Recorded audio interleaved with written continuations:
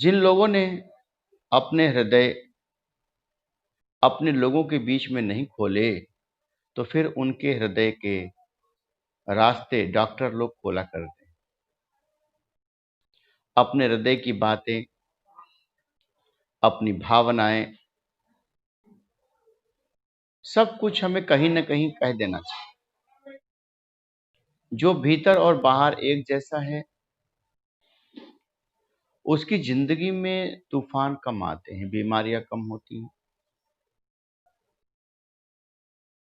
अपनी जिंदगी में भीतर और बाहर एक जैसा रहना चाहिए।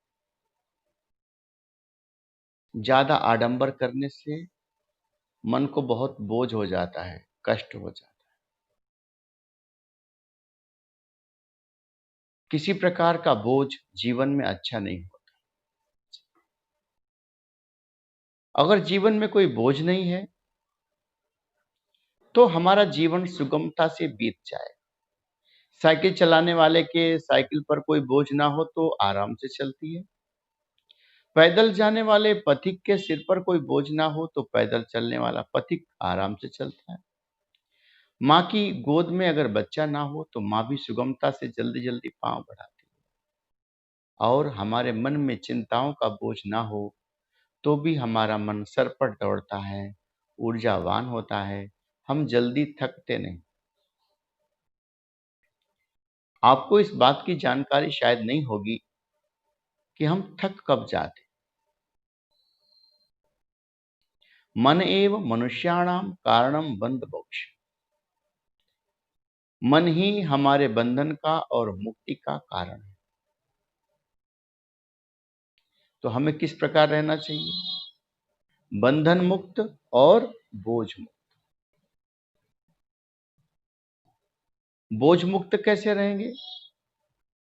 कोई भी बोझ आए ना, एक साथी बना, और साथी ऐसा हो जो आपकी बात किसी से ना कहे, आपकी पत्नी को भी ना बताए, आपके पति को ना बताए, आपके बच्चों को ना बताए। जैसे बैंक में लॉकर होते हैं, उन लॉकर में अगर आपने अच्छे से अपना पासवर्ड ले रखा है, चाबी ले रखी है, लॉकर का कोड है, और आपने जो कुछ भी रखा है वो आप जानो और बैंक वाले जानो। तो ऐसा कोई साथी होना चाहिए जिसके पास अपने मन की बात आप कहो और आपको ये भरोसा हो जाए कि ये बात कहीं हमारी जाएगी नहीं।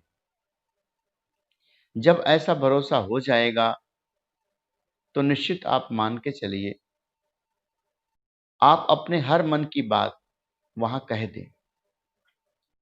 लोग कहते हैं कि कहने से मन का बोझ हल्का हो जाए। बोझ ही कहना।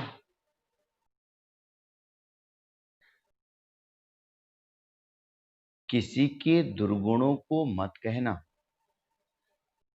किसी बहुत अनन्य मित्र के साथ, पत्नी के साथ, पति के साथ आपका वाद विवाद हो गया हो, किसी बात को लेकर अनबन हो गई हो, उसे कदापि तीसरे से मत कहना। यदि आपने दो लोगों की मित्रता का, पति पत्नी का, भाई बहन का, देवर भाभी का, ननद भौजाई का, सास बहू का रोना तीसरे के बीच रोया तो क्या होगा? ये उलझन और उलझ जाए। जब तक मन मुटाव दो के बीच रहता है, सुलझने की पूरी संभावना रहती। और जैसे ही मन मुटाव दो लोगों की रहस्यमयी बातें, आपस की बातें, गोपनीय बातें तीसरे के साथ हमने डिस्कस कर लिया, मानो दो मित्र हैं या दो बहनें हैं या देवरानी जेठानी, और रात में उनका पति आया और आने पर दोनों ने अपने अपने पतियों से डिस्कशन किया। देवरानी ने कहा कि मेरी जेठानी ठीक नहीं है, वो ऐसे ऐसे सोचती है, और देवरानी ने कहा कि हमारी जेठानी अच्छी नहीं, जेठानी ने कहा कि हमारी देवरानी अच्छी नहीं। रिजल्ट क्या आएगा कि दोनों भाइयों के बीच में भी मनमुटाव तैयार हो जाए। अगर उन भाइयों ने आपने अपनी माँ से कहा तो माँ और बेटे के बीच में मनमुटाव तैयार हो जाए। तो जहां अपनत्व है, अपनापन है, वहां के उलझन कोशिश करें कि आपस में ही सुलझा लें। जब जब आप उसमें तीसरा डालेंगे, तब तक आपकी वो दरार बढ़ जाएगी। ये हमारा व्यक्तिगत अनुभव है। तो जो हमारे प्रेमी स्वजन हैं, अगर किसी ने किसी के बारे में कुछ कह दिया तो वो बात हमारे भीतर हजम। अब हम उस बात को दूसरे से नहीं कह सकते, उसका कारण ये है कि जैसे आज उसने हमसे कुछ बताया है, कल दूसरे से भी तो बता सकता है। इसलिए आप कदापि एक की बात दूसरे से तब तक ना कहें जब तक बहुत जरूरी ना हो। कोई बीमार ही हो, किसी ने खबर भेजी हो कि अस्पताल जा रहे हैं, हमारी खबर दे देना, और आप क्या कहो, गुरुजी ने कहा था बताना मत, तो गड़बड़ हो जाएगी। जरूरी बातों को बताना है, बाकी विवादों को नहीं, बोझ नहीं रखना है। आपसे किसी अपने से कोई बात हो गई, अनबन हो गई, और वो बात नहीं कर रहा, अगर वो बात नहीं कर रहा तो उसके पीछे क्या कारण है? एक ही कारण है कि वो थोड़ा सा ईगो में है, अभिमान में है। तो हम साधकों को क्या करना है? अभिमान नहीं रखना। अभिमान नहीं रखेंगे तो फिर क्या होगा? जैसे किसी से अनबन हो गई तो फिर थोड़ी देर के बाद, अगर घर में है तो आधा कप चाय बनाकर उसकी टेबल पे रख दी। पहले तो वो ना नुकुर करेगा, नहीं पिएगा, नहीं पिएगी, थोड़ी देर बाद पी लेगी, और जैसे ही उसने चाय पिया या कुछ खाया, उसका गुस्सा उतर जाए। आप संबंधों को बनाने के लिए संवाद जरूर रखें। और जब बोझ होता है तो घटना क्या घटती है? आदमी बहरा हो जाता है। आपको पता है, संबंध खराब हो गए किसी बात को लेकर आपके परिवार में, आप सब लोग फैमिली में रहते हैं, बाप बेटी के बीच,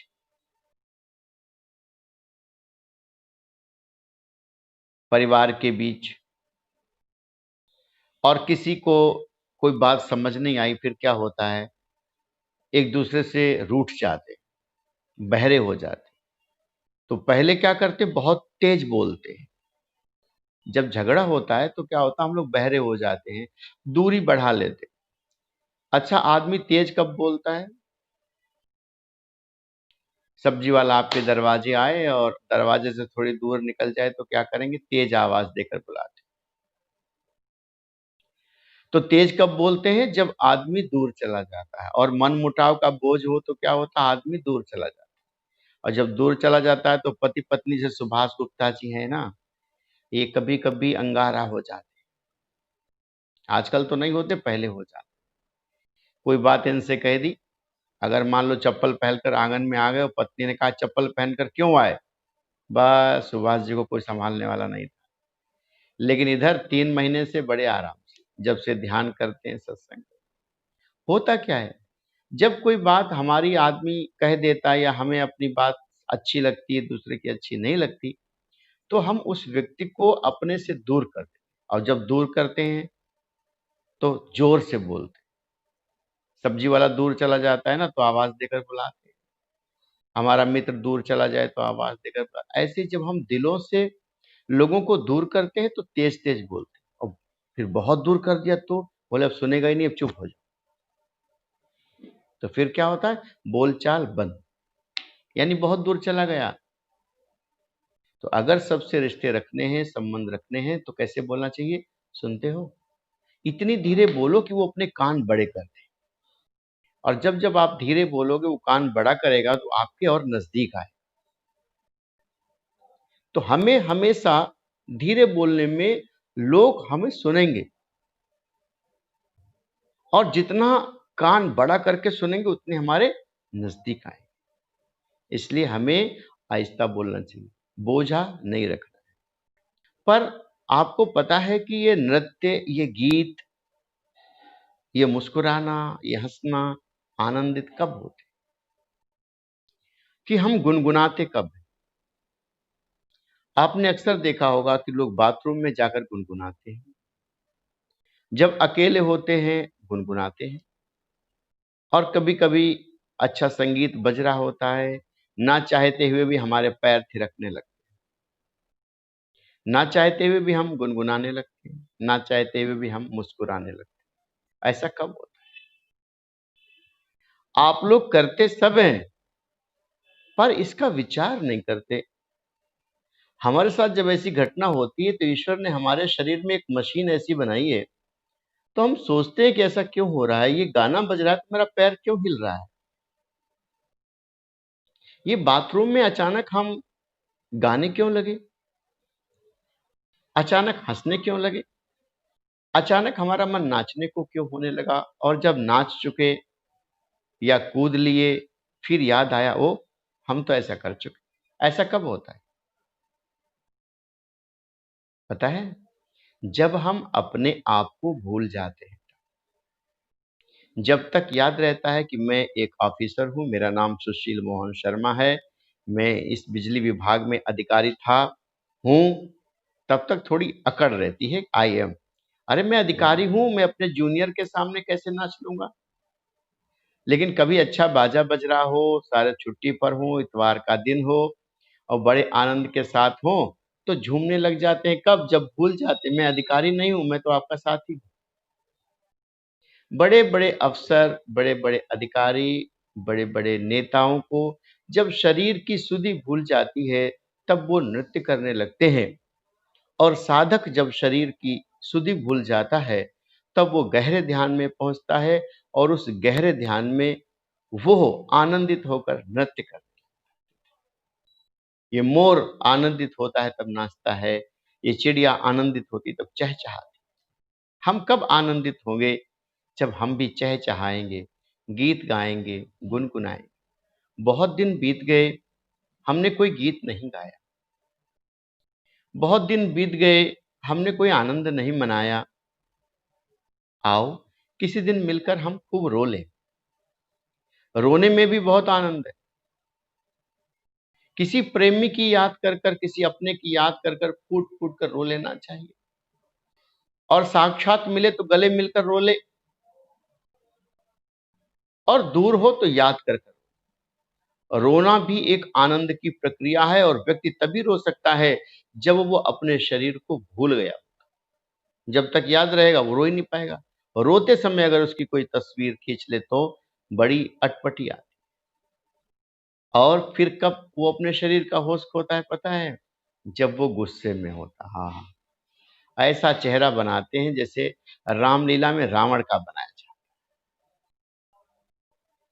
देखने लायक चेहरा लाल। हमें जब गुस्सा आती है कभी कभार, तो लोग कहते हैं आपकी फोटो खींच लेनी चाहिए। हमें वो बात याद आ जाती है, गुस्सा दूर हो जाता है। अब जब सुभाष जी गुस्सा करेंगे तो इनके बच्चों से कह देंगे कि अपने पापा की फोटो वीडियो बना लो, और बाद में इन्हें दिखाना।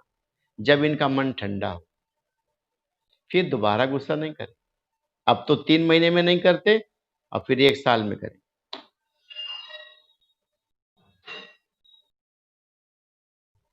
बोझा व्यक्ति को अपने आप उतार लेना चाहिए। ऐसा लिखा है श्रुतियों में, कहीं पर हमने सुना था कि ऋण मोचन करता रहा सुता संतु पिता दया। कि यदि पिता के सर पर कोई कर्जा हो तो उसे बेटा उतार सकता।